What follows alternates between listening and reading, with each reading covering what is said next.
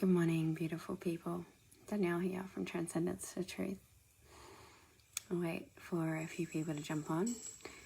It's a beautiful, chilly, freezing, but crisp, fresh, clear day.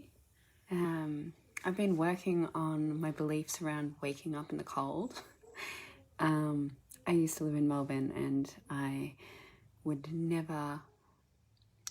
I won't put a limitation on that. At this point in my time, it's not something that I would be choosing to do again. I love sunshine. My body works the best in warmth. My mind, I exercise, I'm motivated. So it's just trying to find new ways to get motivated in this kind of weather. Good morning. All right.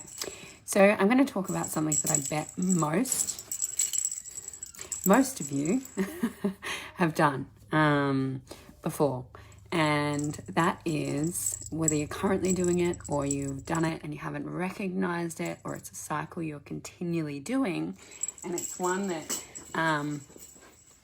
in this reality we don't talk about when it comes to relationship. It's something I recognize within myself, within my own reflection journey for quite a while, and you do hear people say it, you date your mother and your father, and it's sort of like is this little there can be a bit of a pun or a joke around it.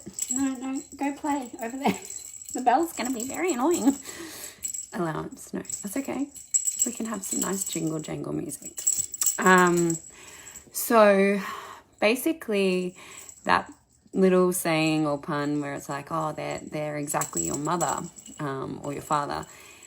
In essence, there's a lot of truth in that. It's something that we don't even recognize or identify, and we can go into a lot of reason and justification and judgment as to why they're not. But when it comes to people that we have a really full-on chemical reaction or energetic charge, those magnetic people that it's like love at first sight, or can you take the dog out for me, darling? Yeah, you have this like really strong magnetic energetic charge, then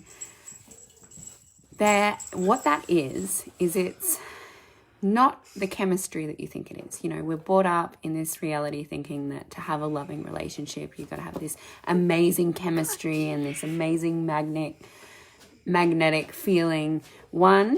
That's opposite. I've talked about this before. It's opposite ends of the poles. So you've got one pole in a high end of masculine and one in a feminine. And what that is the perfect pole that pulls you together. And it's the charge of hitting neutrality or wholeness.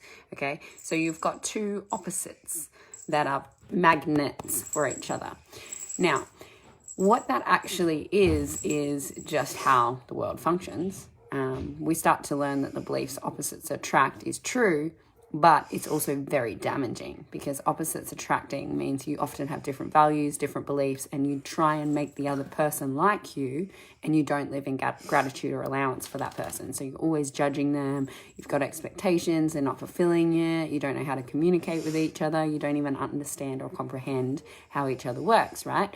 And this is why the masculine and feminine energy is something that I teach and talk a lot about.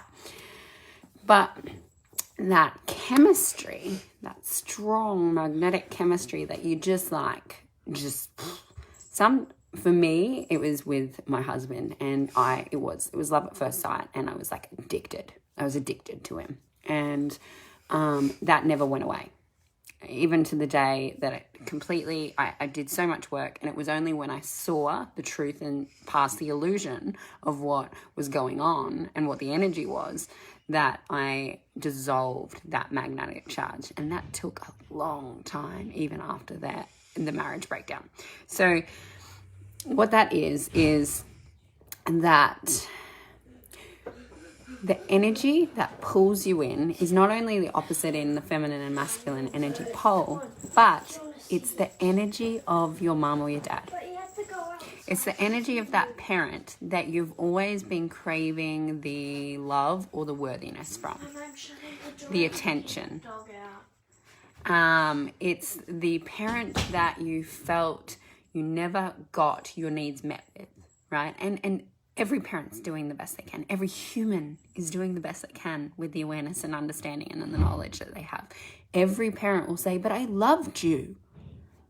Because they truly believe that in their heart, because they did love you with what they had to love you, with how they thought you needed to be loved, with what was appropriate to love, with whatever conditionings, beliefs, and whatever they had received. They loved you in that way. Did they meet your emotional, physical needs? That depends on you and how you feel. Did you feel like you had the emotional love verbally? Were you told I love you? Were you nurtured physically when you hurt yourself, when you were sick? Did you get hugs and kisses? Did you get the things that you desired? And if you didn't, then as a child, we create a belief that I'm not worthy or I'm not lovable. Or a parent leaves and you somehow blame yourself for it. So this is at the core of every single relationship issue, every life issue. But when that happens and we've created this belief of I'm not good enough, we seek continually over and over and over throughout our life to seek the approval or the love or the worthiness or the attention from that parent that we need. But we don't know how to ask for it. And most of the time that parent's in a space where they're not actually able to give it to us either because they can't receive us even asking. Okay, so, you may have just wanted a hug and they're like, turn around and they're like, oh, come on, it's not a big deal, whatever, I'm very different, all right? So that's not my experience. My experience is I got taught a lot of really amazing, beautiful things that I'm living my life by, and then there was a whole other polar side to it. It was like I was living in the really goods and the really bads of things, and I didn't even recognize until I got to a place where I was able to self-reflect, and that's emotionally. Okay, emotionally really good and really bad because of the belief systems that were attached. So what happened was I started dating my parent, who was extremely, without even consciously being aware of it, knowing that their beliefs and the way they behaved in being overly victimized and overly emotional and never feeling loved and blaming others for their emotional response created me to constantly feel like I'm responsible for other people's emotions and love and to make them happy. Probably why I'm a healer, because I feel responsible to help others. I feel responsible to love. So I go into healing mode all of the time instead of healing mode here, right? So it's very quickly a default system of, I was made responsible at a lot of times, and I just started to onboard because of my empathy a lot of that parent's emotions. Took it on. And because my mother was unable to get to a point of regulating her own emotions, and it's justified in many different ways.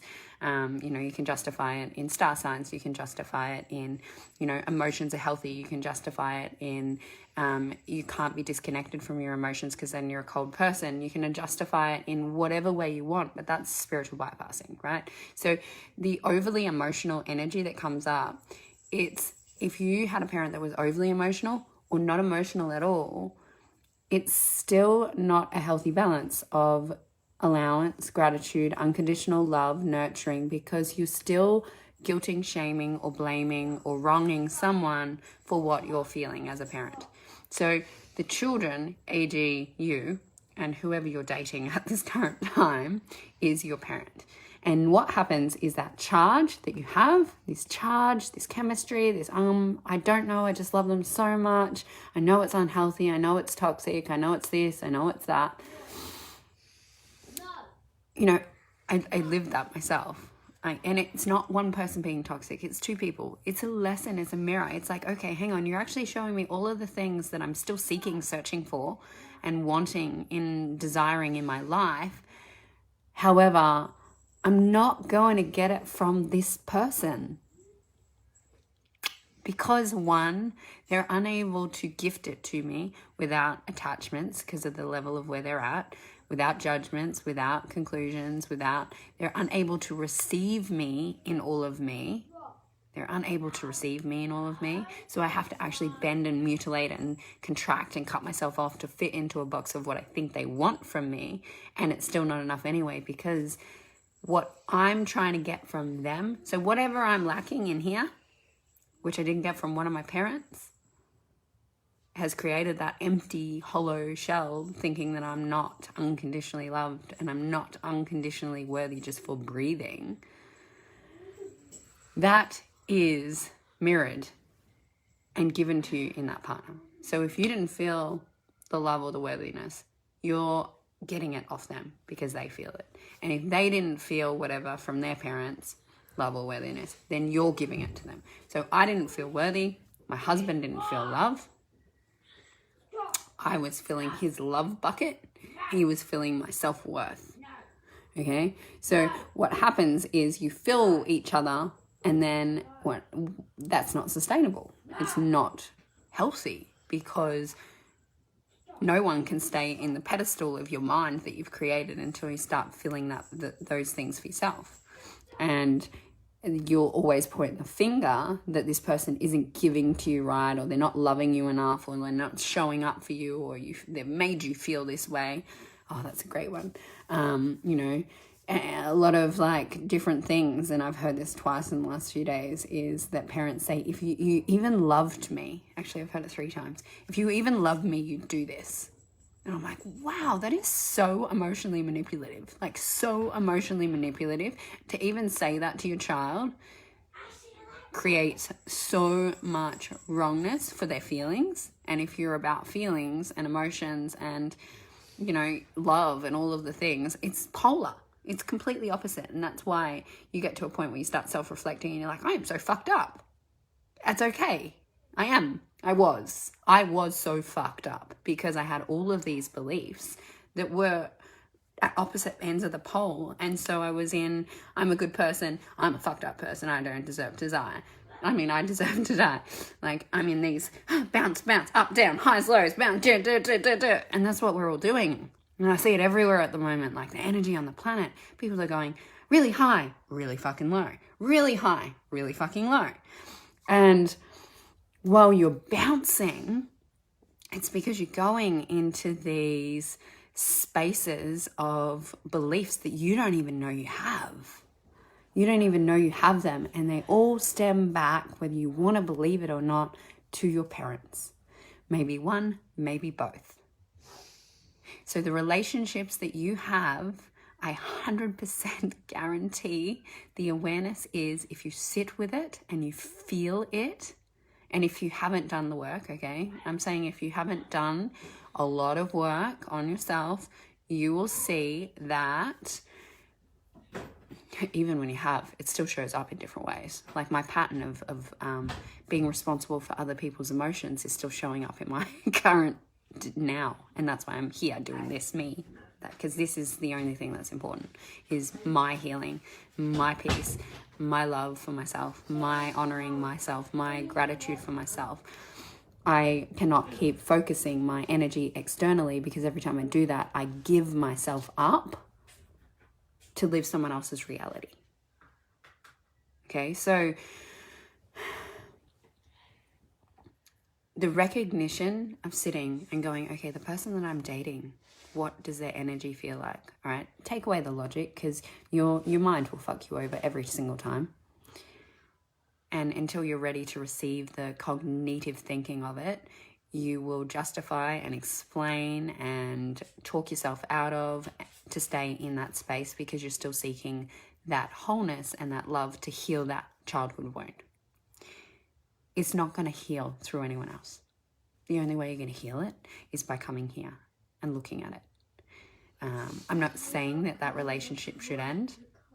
I am saying that it's very majority of the time when you date one of your parents to that strong, chaotic, toxic energy, unless both people recognize how toxic it is and take ownership for their part in it. Every single person has to take ownership for their part in that relationship. And that's not, oh yeah, you're right, but I did this because of this. Ownership is, I'm so sorry that I reacted in that way. What I felt was because of this. What can I do next time when this comes up? Or how can we move through this together? It's never, I did it because of this. Or if you hadn't have said that, or if you hadn't have done this, then I wouldn't have reacted that way. That is not ownership. You have to take 110% ownership of your behavior, your reactions, because there's no innocent party here. Not once. Not in any relationship is there an innocent party. Okay? And C, is there ownership? Is there an equal energy level to come up and work through and come together and work on your stuff and come into union rather than separation? Because that's what's happening when you go into judgment, conclusion, blame, guilt, shaming, manipulation, all of those different things that we do to each other. It's actually separating. There is no union, there is no love, there's no wholeness. And deciding at that point, do I just need to give all of this stuff to me? Can I give all of this stuff to me and still be in a healthy relationship? You know, are my needs being met? Can I meet my needs in this relationship by myself? Can I give them to me and still be in a healthy environment? Or do I have to continue to give myself up to keep the peace? Wait, no. I love you. No. Have an absolutely fabulous Thursday. Any comments, I would love to hear your responses or aha moments or anything down below.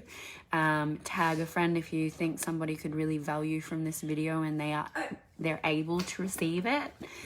Because you can share whatever you want with anyone, and you can come from love and awareness, and you can give and give and give. But until somebody's ready to receive that information or energy, it will always get hit with a block. So it can come back very nastily. So be aware of that. Be aware of that, because that can create separation as well. Total allowance and love and surrendering to somebody else's journey is sometimes just better. And you just need to start to understand your own inner guidance system there. All right. I love you. Mwah. Have a beautiful Thursday.